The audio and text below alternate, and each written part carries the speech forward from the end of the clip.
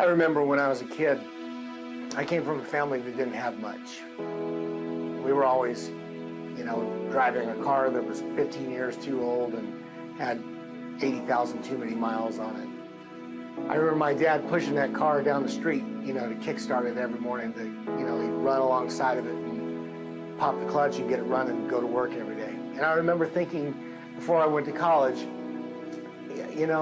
my dad works hard, my family works hard, but I wanted more.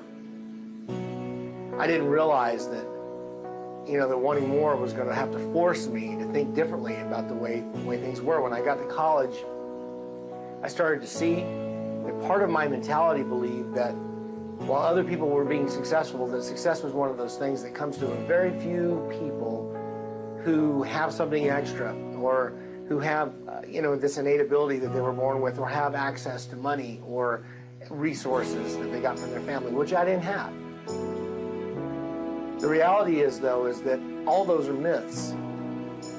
And I had to break those myths in myself, because what ended up happening, I went to college and I had this great ambition, but it didn't take long for a few bad things to happen before I started to realize that my ambition was not enough to carry me forward to thinking about possibilities for my future.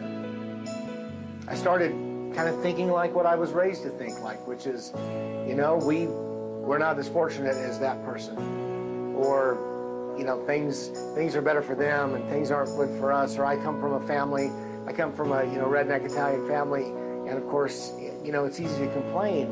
And the problem with having that view is I had to realize that's a victim mindset.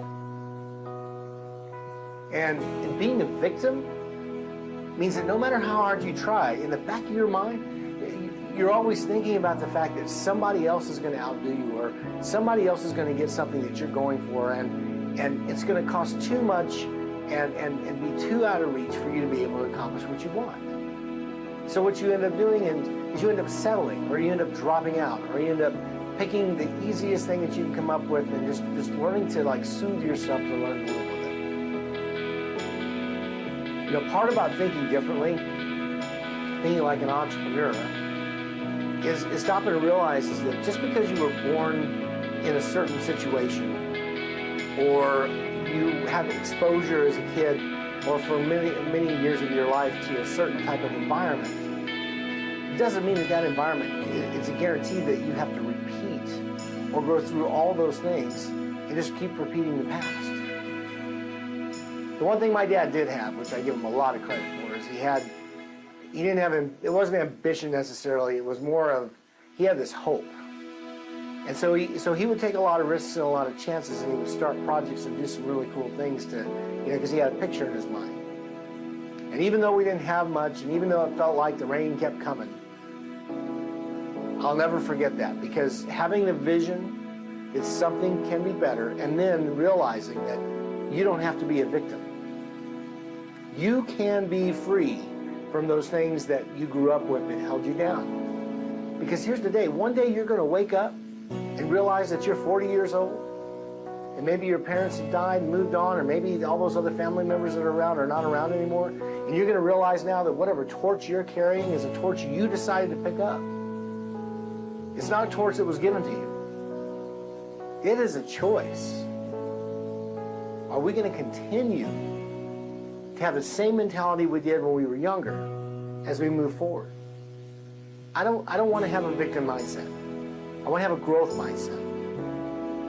I want to be thinking forward. I want to be thinking about possibilities. I want to see the problems that come in my life as opportunities.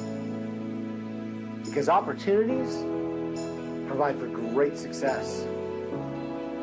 And how we define success is not measured by somebody else.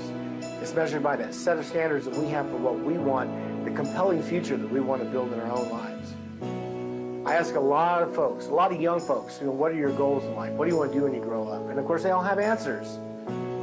However, when I ask people that are over 35 the same question, once they've had a couple kids, they bought a house, or they bought a couple cars, a lot of them tell me the same thing.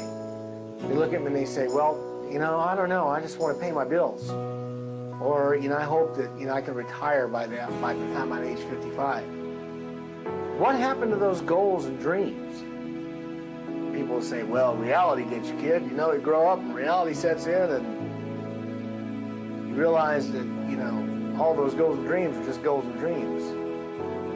But then I look at other people that are successfully running businesses, or people that, you know, have made choices to reach certain heights and to accomplish certain things, and it just doesn't jive with this idea that when you grow up, your goals become, you know, today and next week. Someone who's starving, their primary goal is to eat today. Yet all of us aren't starving. We're emotionally starving. We're professionally starving. So we got to recognize that that is a mentality that can change. If you don't know something, go learn it. Well, I can't afford to go to school. There's programs everywhere to help fund going to school. And school is not the only place to go learn something. If you don't like your job, it's time to start looking for another one. There's a lot of jobs still available in this country. If you don't like your current situation that you're in, you can change it. No, you don't understand, Tom. I can't change the situation. I got people that I live with. Right, you can't change other people, but you can change yourself. You can change the way you decide that you're going to respond to the stimuli that you live in. You don't like your friends, you can go get new ones. It's a choice. We can make